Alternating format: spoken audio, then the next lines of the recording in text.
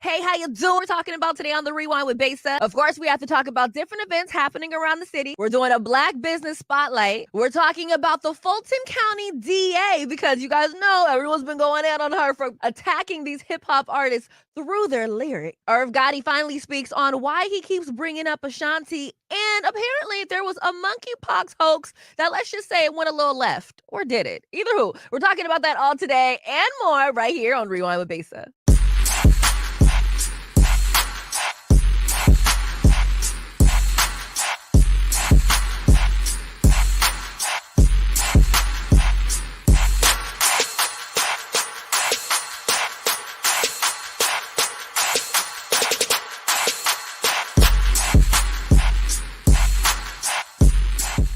Okay, you guys, let's do the simple things. Events. For starters, of course, Hamilton is still going down right here in the city. I will play you guys a commercial for Hamilton in a little bit. Aside from Hamilton, Kevin Gates is going to be in town. I want to say this Wednesday. Yeah, he's going to be at ShowBox SoDo this Wednesday. Ironically, he was supposed to be at WAMU, but now he's going to be at ShowBox SoDo, but we digress. We have pop-up markets at Pier 62, and we have Pier Sounds happening at Pier 62. Of course, myself, Trey Holiday, and G Prez will be there on Sunday, so make sure you guys pull up for that. Now, in terms of our Black Business Spotlight, you guys, I want to do a quick spotlight on Portia Drummer, a.k.a. Polly. You guys, Polly actually owns Elemental's Healing Boutique. You guys, it is a full-blown crystal shop in the Central District, okay? So I ended up finding out about Elementals by doing a workshop with Africatown. So basically, they split us up in groups. Each group went to a different shop, and my shop just happened to be a Black-owned crystal shop. So the whole point of it was to teach the kids how to do some journalistic stories. So it's like, okay, you go to this crystal shop, you look around, how do you tell a story, and how do you get people to actually want to pull up? Let me tell you something. The middle video right here is everything that I ended up buying. That big red crystal, I don't remember what it's called, but apparently it's for grounding and communication, which is so crazy because when I freaking touched the crystal, I promise you guys, my lip ended up quivering. I started shaking, and literally I walked up to Polly and I said, "What is this?"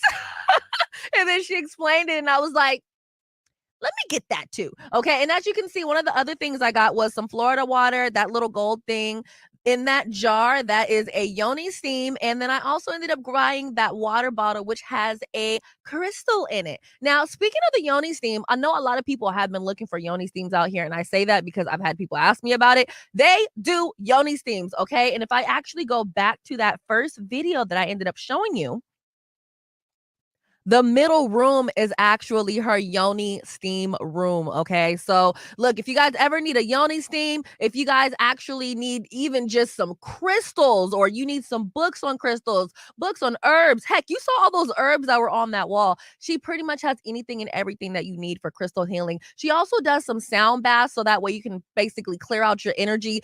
And honestly, you guys, you know I am big on positive vibes. I'm big on not liking to be where the energy just feels stank. And I'm very, very big on saging and, lighting Palo Santo in the home. I definitely did all of that yesterday when I came back home from Portland. But when you walk in there, you just feel so good. And I just felt so good spending all my money there because honestly, I've been really trying to find crystals out here that are closer to me than having to go all the way out to like South Center, Renton, or even over at Roosevelt. I'm literally now able to go to a Black-owned crystal shop right in the CD, which is where I grew up. So if you guys need one, pull up on Polly. I will put the address in here. Now, with that being said, make sure you guys pull up on Polly over at Elemental's Healing Boutique. In the meantime, between time, we're going to go on a quick commercial break. And when we come back, we got to talk about my experience at PDX Hip Hop Week.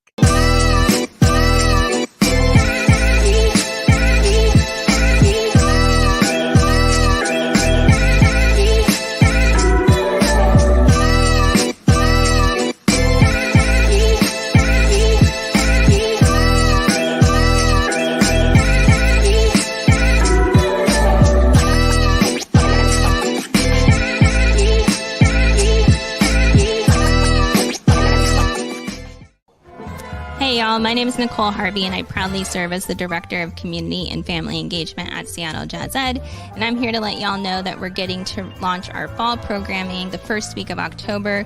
So if you're a student or you know a student between the grades 4 through 12 that is interested in playing music, whether they're a beginner or they've been playing for a long time, we have saved a seat for you.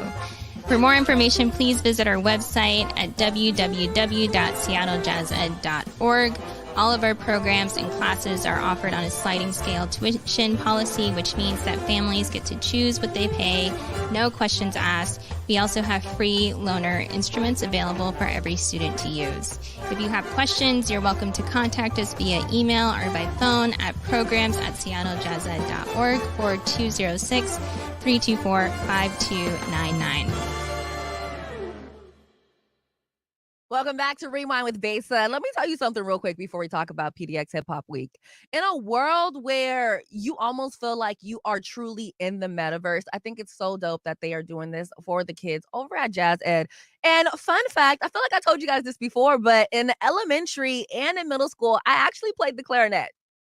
And believe it or not, I ended up having to buy a used clarinet because it was just too expensive for my family to actually afford. So if you're able to get your kids in a program where they're teaching them about music and you don't even have to pay for the instrument, I definitely say you need to take absolute advantage of this. Not because you can't afford it and you don't want to have to pay for it, but I just really feel like a lot of times the kids that just don't have the extra funds, really their parents don't have the extra funds, are really the ones that actually need these after school programming. It's like, what are you supposed to do? Go home and just sit at your mama's house or go sit at your dad's house or at your granny's house?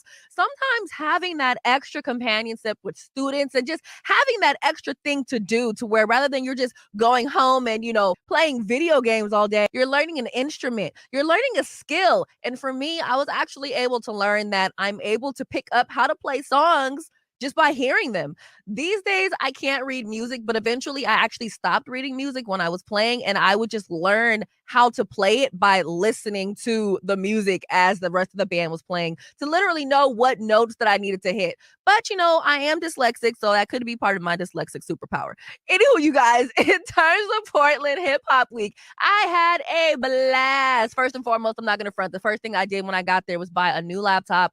I've been buying used MacBooks for a minute just because they're expensive, okay? However, when you go to Portland, if you're able to buy the Mac, just buy it there. The taxes are just non-existent, and I'm not going to front. I felt like it was a little bit cheaper in Portland. But either way, that was a very small part of my trip, although it did make the rest of my trip a lot easier because my other MacBook was a little bit slow. I ended up trying a restaurant called Cane's Rising or Raising Cane's, one of those two, and I ended up also going to all of the PDX Hip Hop Week events. I think I might have missed one or two events, but there was a lot of events, so I think I did pretty good by only missing one or two.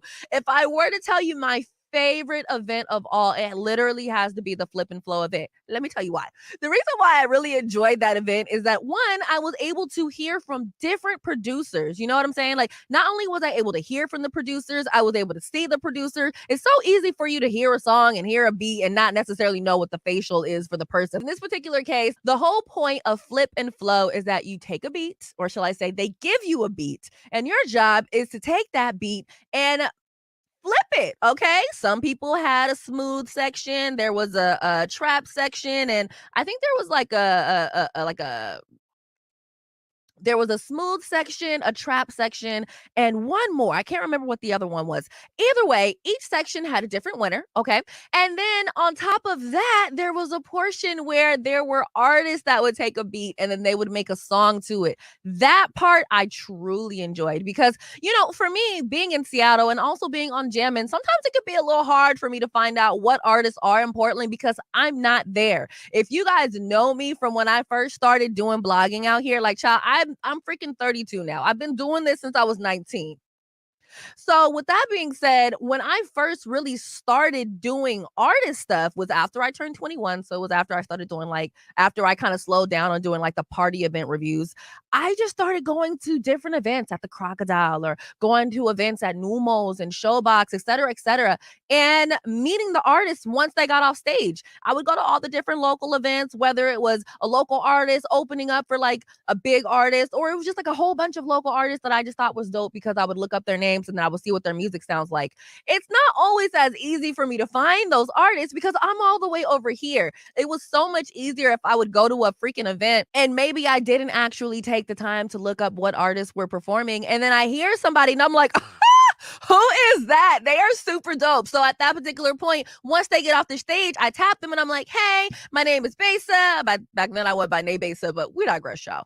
Hey, I'm Besa. I really like your music. I would love to interview you, yada, yada, yada. That is really how I was able to truly become Besa before Besa was actually on air out here. That is really how I made so many of my connections, by literally just going to different shows, going to different events, and just being like, hey, who put this event on? Hey, let me meet this artist. Let me meet this person's manager. Like literally moving and grooving. And furthermore, I would always go by myself because I feel like when I go to events like that by myself, I'm able to meet more people. I think when you go to events with your friends, it's so easy just to sit in the corner with your friends and not actually talk to anybody, not actually meet anybody. Or sometimes you just feel bad because you're having a conversation with other people and you're leaving your friend out who might not really be there for networking, but you are. You feel me? Either way, the part of the show that really affected me the most was when Terrence Shaw won the artist portion of Flip and Flow.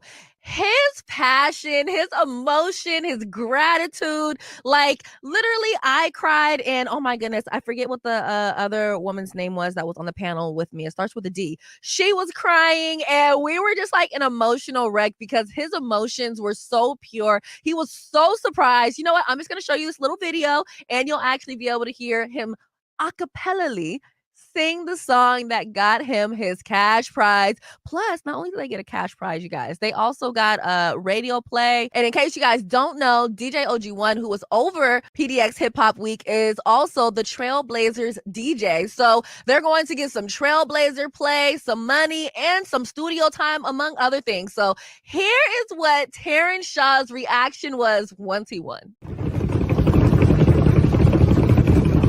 I said I was trying not to be biased, right? I guess it was hard for the judges too. Come on up here, Torrance. Mike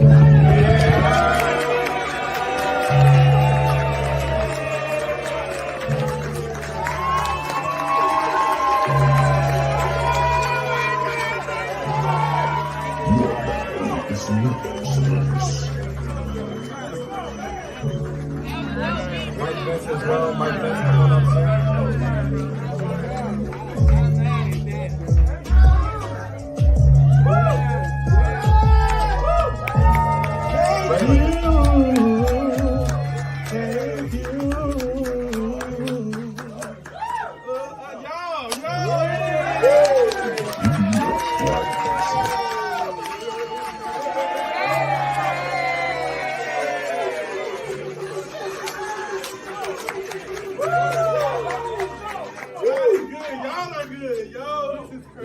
Raylan, you want to come up here and explain what's happening next, sir? Yeah, let's let Torrance speak first. Okay, perfect. God is good, man. God is real good. My move to Portland in March 2019 was a personal one. I knew that I needed to do a lot of self-work, and I needed to get myself out of a space where there was a lot of distractions. Though the history with Portland and Black people is rough, Portland has been a place where I've been able to learn myself, love myself. I'm in therapy, do that. I'm checking in with myself, and I'm growing, I'm elevating. Seeing this is beautiful because this rewrites the narrative of whatever was before when it comes to us being here. Thank you to all of the natives, the Black natives and the BIPOC natives of Portland for laying the groundstones for me to bring my Black ass up here and be able to shine the way that I do. I thank the judges because you all are amazing people who have done and are doing amazing things.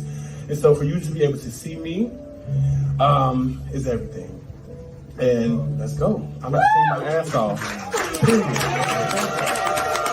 I think things like this are so important for artists in just about every city, especially hip hop artists. In a city like Seattle, our whole freaking music industry is freaking gentrified. Let's just be frank about it, okay? We don't even have, an actual hip hop station anymore. We have an old school hip hop station, but we don't have a hip hop station that's really able to truly hone in and just really properly support our artists that are out here the way that they deserve to be supported. Now, I know there are some stations, whether they're college stations or stations, with all due respect, I'm not talking about you guys, okay? I'm talking about big mainstream stations like Power 95, like, Power 105, like Real 92. That's what I'm talking about, okay? I'm not shading you guys. I'm not saying that you're not important. I'm pretty sure someone's going to take it as a slight. It is what it is, okay? People know it feels a way when you walk into an iHeartRadio station and you know that your music is going to be played on that radio station. That's a feeling that we don't really have here anymore. You might get played on KEXP. That is still a big deal. Okay, KEXP actually has some really, really good numbers. Look them up. But as far as I know, and maybe I'm wrong, there are no mainstream stations really pushing our P&W artists like we used to. I mean, we already know what's going on, okay? I don't need to say it out loud.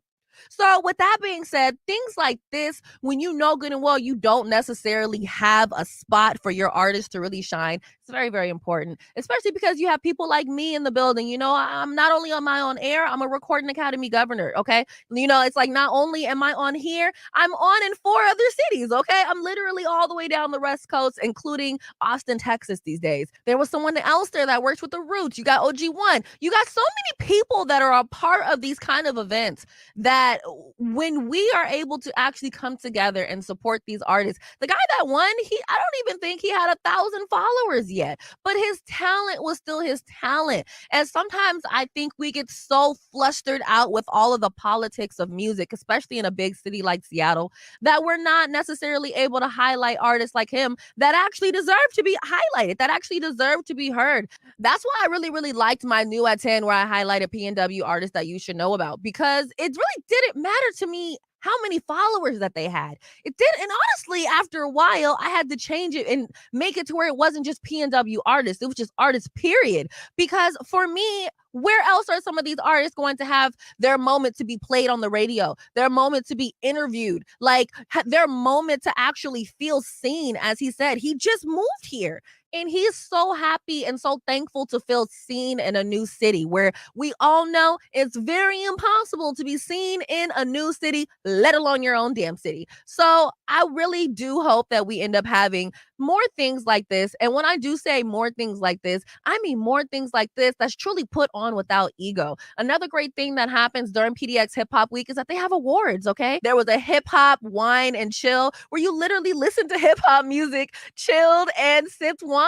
But there was also an award show, and one of the people that was actually honored was my good sis Trey Renee, legendary Trey Renee. You guys already know she's over there in Portland. She holds down, I want to say, afternoons in Portland. She also has a TV show. She's an Emmy Award winner. Like, she's a big freaking deal. And one of the things that OG1 and I really, really did talk about while we were out there was giving people their flowers. You know what I mean? Like, people waited until Nipsey was gone to give him his flowers, okay? Whether people really feel like he deserved those flowers or not. The point is, he's not able to smell those, okay? You guys waited until a tragic situation happened to properly honor this man, when in reality we should be honoring our local legends now. We have so many like local people that are, and I hate the word local because I feel like people have truly watered it down, but go with me.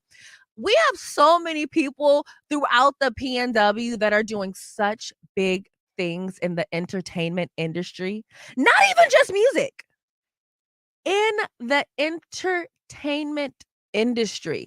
And a lot of the times they don't even say that they're from the PNW. They just really move around, live their best lives, and you end up forgetting that they're from Seattle, they're from Tacoma, they're from Portland, they're from Salem, they're from Bremerton, Bellingham, whatever. They're really just out living their best lives, not necessarily talking about where they're from, not because they're not proud, but because maybe it doesn't really matter to them. And honestly, we are a very, very chill kind of area, but that doesn't mean that people do not feel a certain type of, I don't know, connection to community when people that you actually grew up around are honestly giving you your accolades and your flowers while you can smell them. Your flowers in the midst of your journey. Even when you feel like you're at a standstill, when people see you, child, that makes such a difference, and it definitely recharges that battery that might have been actually going out. So if there's somebody out here in the music industry and the entertainment industry or just anywhere in the PNW that is from here and you feel like you see them and they're doing good, do not be that person that sits here and is like, okay, I'm not going to give you your flowers now. Do it.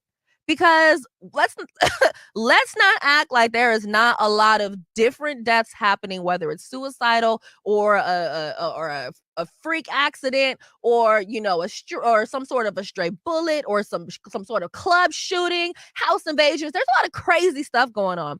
Aside from all of the crazy weathers that's happening, did you guys hear that it's like flooding in different countries? Well, I would sit here and talk about how it's over here flooded in all these countries, but we can talk about that a different day.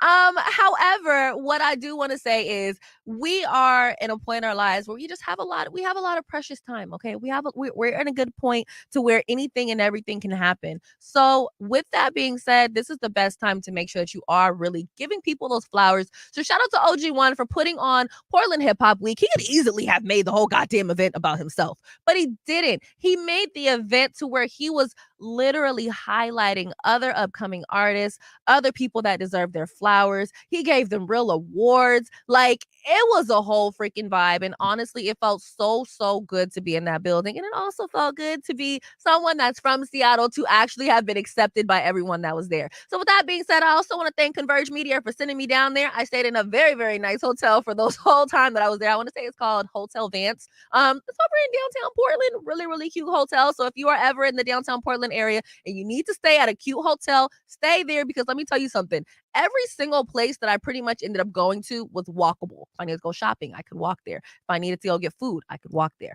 Even if I didn't want to walk there, I could take a little 2-3 minute Uber. Like, everything is very centralized in that area. So definitely pull up to Hotel Vance if you are ever in the Portland area. God damn, that was hella long. Look, I didn't bring no water, so this is what we gonna do. While I catch my breath, because that was a whole lot to say, we are gonna go to a quick commercial break. And when we come back, we're talking about the Fulton County DA, who officially addressed the question that a lot of people have been asking. Ma'am, are you really just targeting hip-hop artists and their lyrics? Of course, we're talking about that next, right here on Rewind with Besa. I'm past patiently waiting, I'm passionately passion every expectation, every action's an act of creation. I'm laughing in the face of casualties and sorrow. For the first time I'm thinking past tomorrow. And I am not throwing away my shot. I am not throwing away my shot. Hey yo, I'm just a country, I'm young, snappy and hungry, and I'm not throwing away my shot. We're gonna ride, so it's time to take a shot. We're gonna ride, so it's time to take a shot. We're gonna rise up, rise up. It's time to take a shot. Rise up, take a shot. Rise up, it's time to take a shot. Rise up, take a shot, shot. Hey, time to take a shot, time to take a shot. And I am not throwing away my shot.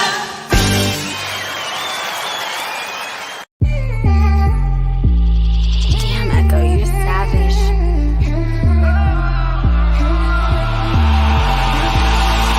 Big night, baby, getting that roof, Chris. Short temper, so you know I'm kinda ruthless. Bad class, roll one, time to elevate. Yeah, part-time smoker when I medicate.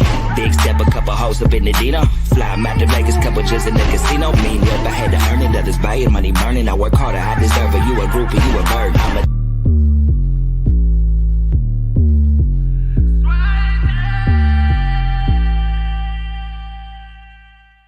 Welcome back to Rewind with Besa. Happy Tuesday. So check this out, you guys.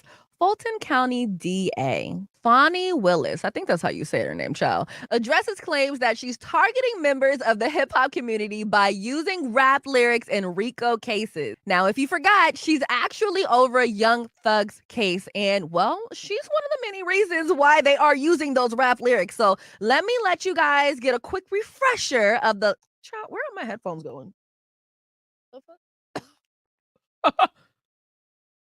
Let me give you guys a quick refresher of who she is, and then I will play you guys her response. YSL enthusiast and or actual gang members are threatening someone they believe is cooperating with the state. And not only that person, but they're very small children. Fulton County District Attorney Fonnie Willis says discovery in legal terms is material one side turns over to another after an indictment to level the playing field before trial. And in the YSL gang racketeering case, in which Jeffrey Williams, better known as the megastar rapper Young Thug, is the best known of more than 24 defendants, the DA's office has discovered a discovery document and part of a cooperating witness's statement, made it onto social media. And the life of that witness, a cooperating YSL associate, and that witness's children are in jeopardy as a result. Ms. Willis says authorities are still investigating who leaked the discovery material. So now that you guys are reacquainted with our Fulton County DA, check out what she had to say. I'm not targeting anyone, but however, you do not get to commit crimes in my county and then decide to brag on it, which you do that for a form of intimidation and to further the gang and not be held responsible. One of the lyrics used in this indictment, just one of the lyrics, is me and my crew striking out, striking in all black. Send me the drop, we'll kick in the house. If we steal a car, we're going to take off the tag. Well, they kicking indoors, committing home invasions, and now I'm using those lyrics that they're admitting to doing that. I'm going to continue to do that. People can continue to be angry about it. I have some legal advice. Don't confess to crimes on rap lyrics if you do not want them used, or at least get out of my county. She said, or at least get out of my county. However, part of me, here's the tingling. I cannot disagree with her in this particular case. Although we do know that there are plenty of instances, probably more so than not, different songs that go viral where people did not actually mean what the heck they were saying. They weren't really talking about what they were rapping, but they weren't really doing what they were actually rapping. But in this particular case, she feels like things are lining up. So she's using the rap lyrics. And I think that her advice is absolutely correct. Do not talk about crimes that you did in your rap lyrics. And I also wonder what their statute of limitation is for things like this. Because honestly, if you're actually talking about what you did in rap lyrics and you just happened to do it last month, okay, fine. But if you did it like 5 years ago, are they still able to grab you? I might need to hit up an attorney on this, or especially like an entertainment attorney on this, because I got questions. However, how do you guys once again feel about her using those rap lyrics? I mean, obviously, if you're using rap lyrics to arrest people, you need to do it for different movies. You need to do it for all genres of music. Heck, you might even need to do it for certain sitcoms, right? However, in this particular case, we're talking about rap lyrics. So put your thoughts below. Do you feel like rap lyrics should be utilized in court? Yay or nay? Now, recently, and honestly, I think it was over the weekend over at the VMAs, Irv Gotti stepped into the shade room to talk about why he keeps talking about Ashanti. Now, of course, this comes right off the heels of his, I want to say, Murder, Inc. documentary that I believe is showing on BET. Basically, I'm not going to show any clips because, when you start showing clips from TV shows, that's when you're ready to get your channel taken down, okay? And we don't need that. We don't need that. Anywho, so basically, within some of these clips and some of these scenes within the show, documentary, Irv Gotti describes intimate moments that he had with Ashanti to where people felt like, Ashanti was being preyed on. They're saying there's a part where he talks about how, when they were in the studio, they started getting really, really close, and she would wear these super juicy leggings. And one day he decided to take her home. And once he took her home and she turned around to say goodbye, he kissed her. And apparently that's pretty much where it ended up starting out. Either way, this is what Irv Gotti had to say when the shade room actually asked him, "Good sir, why the hell do you keep talking about Ashanti?" Everyone's like, why he keep talking about Ashanti? So let the people know why you keep talking about Ashanti. Because that's why. You asking me. That's a fair... Did I bring Ashanti up? Or did you just ask me, why you keep talking about Ashanti? You did it. I did it right now, but in the song. So here's what I'm going to say. I wish Ashanti nothing but the best. I have I'm not hooked on Ashanti. I can't get over her. That's none of that. Just telling your story. I got paid to do a documentary on my life and on Murder Inc. If I didn't talk about Ashanti, you'd have been like, what type of bullshit is this that he didn't speak about? She's too important to Murder Inc. and his life. They tried to Me Too me. They didn't try to Me Too you. I read the comments. What the comments say? You know what the they said. Stop it, Shade Room. Stop it, Shade Room. Y'all the shadiest motherfuckers. So in Irv Gotti's defense, he's saying that the reason why he keeps talking about Ashanti is because people keep asking him about it. And my whole tingling is that might be true. That might be true.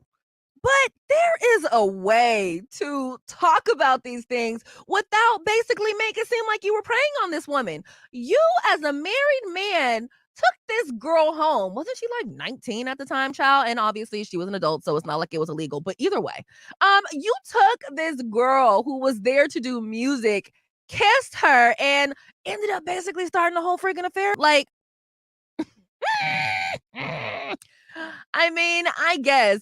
And, you know, part of me as someone that does interviews feels like I would rather him answer the question than get an attitude with people asking the question. Like, have you ever done an interview with someone, if you've done interviews anyways, and you just felt like, damn, I don't really know what topics I can or can't touch on? That happens so much with artists that are at a status of an Irv Gotti, right?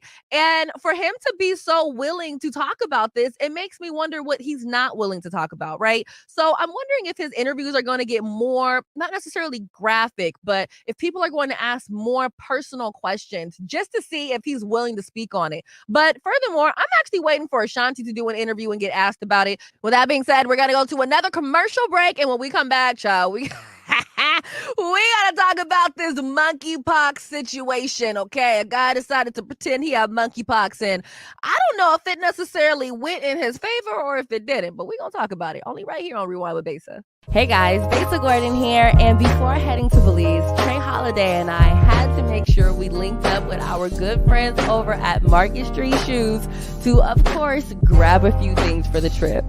From bags to socks, shoes, sunglasses, earrings, and more. Before going on any trip, make sure you stop at Market Street Shoes. Trust me, you'll find just what you need to make your trip not only enjoyable, but fashionable. Welcome back to Rewind with Besa. Now, as disturbing as monkeypox is, I don't even know why you would pretend to have it, but this guy decided to pretend to have it, okay? It was literally all a lie. Man who went viral for visiting McDonald's with monkeypox reveals it was all fake. Now, I'm not going to front. When I first saw this going on social media, first of all, I was hella irritated and I started to itch. But then for some reason, I was looking at the monkeypox and I felt like they looked a little off. I felt that they looked a little off, okay? So we're going to play the original video first, and then we will come back and actually play the video of what the heck really went down. What's good, y'all? My bad I'm not in the house. I had to go make a McDonald's run because I ain't got no groceries. You know, I ain't had no food. But I just wanted to make this video to remind y'all to be careful who you fuck with. Because not everybody you fuck with is going to fuck with you. Not everybody you look out for is going to look out for you. Shit, you might show up for the wrong motherfucker at the wrong place at the wrong time and end up with the fucking monkeypox. And then who going to be there to look out for you? Nobody. So at the end of the day, just choose yourself. All I wanted to do was spread a little bit of positive energy. I'm now in my house. I'm bored. So y'all can stop tripping and leave me alone. Now, here's the tingling. He has a reason for why he would cause such uproar. Like, in a day and age where you post something on TikTok and all you have to do is use a proper trending sound for it to go viral, there's only certain kinds of attention that you really want to take in. Like, I would never pretend to have monkeypox, but that's what this guy did.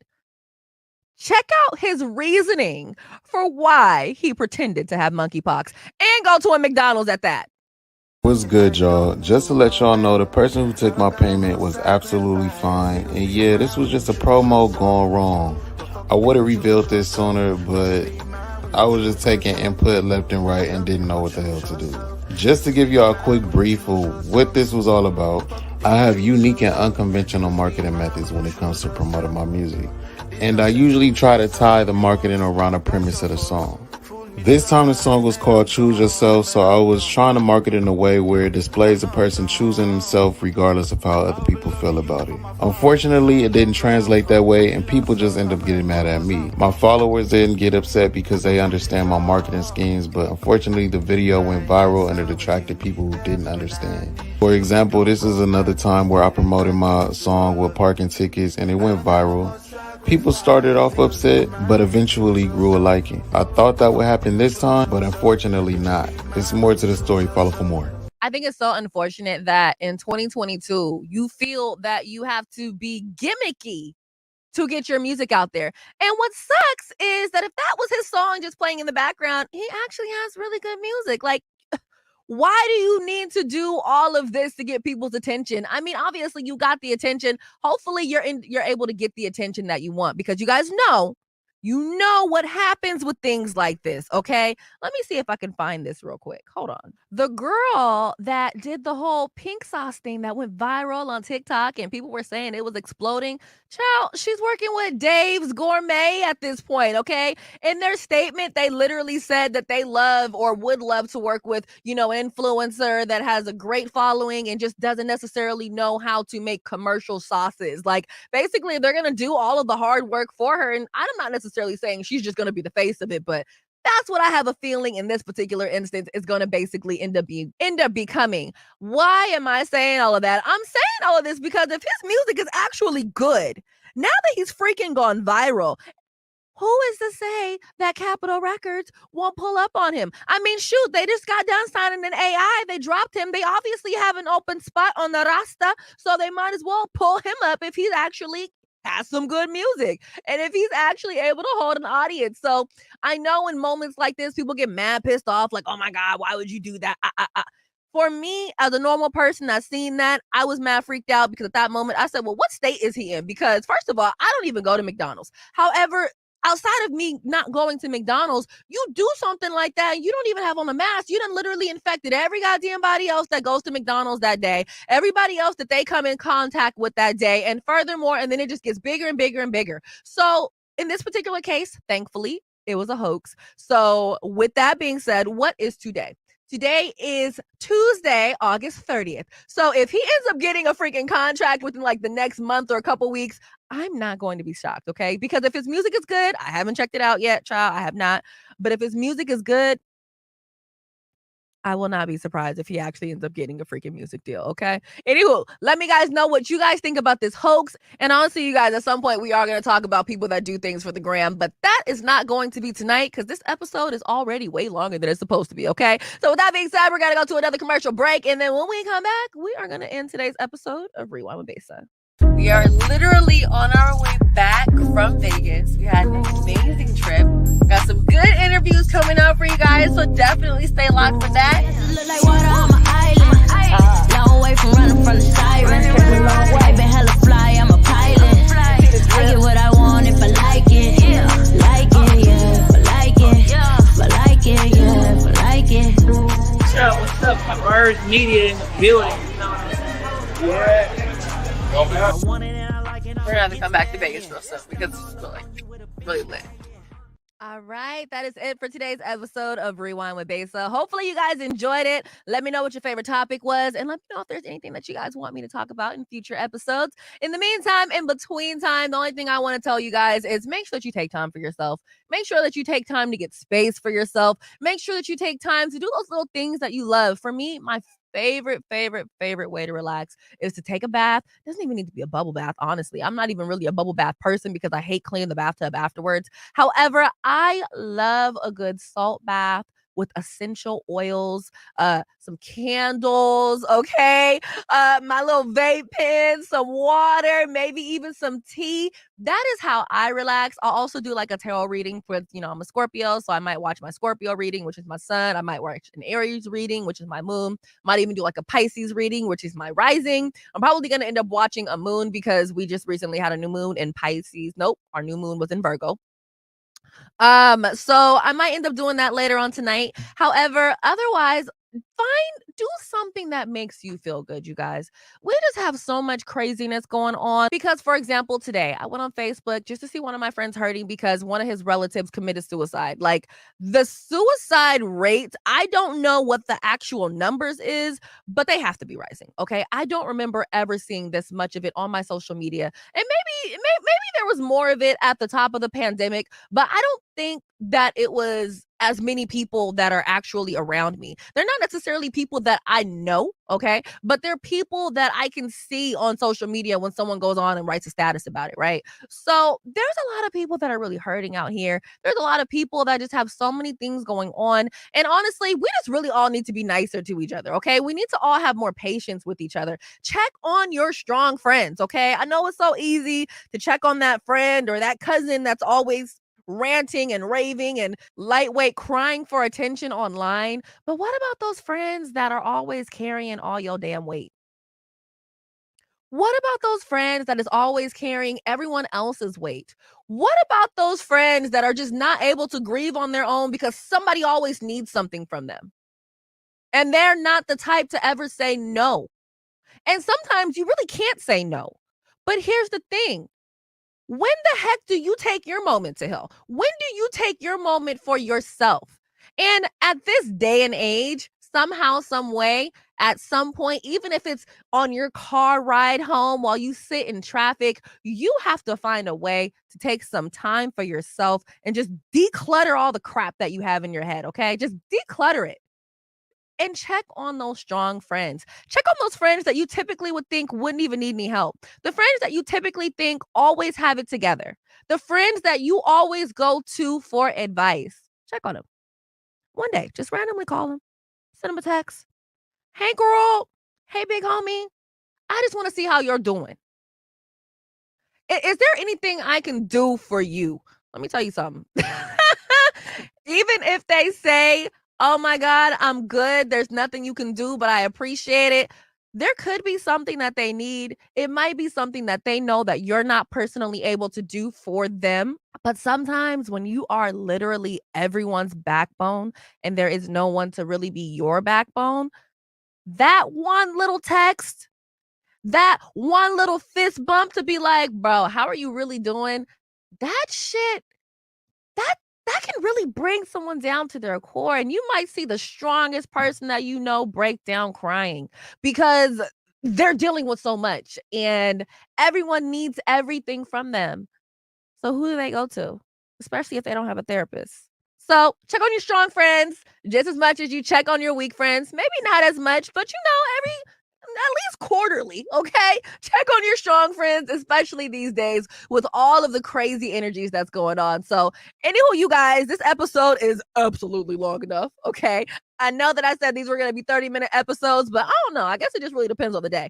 Either way, I hope that you guys have an amazing rest of your Tuesday. Like I said, if there's anything else going on the event-wise that I should know about, definitely drop it below. If there's anything that we talked about today, definitely drop your thoughts below. And of course, until tomorrow, make sure that you keep your energy high.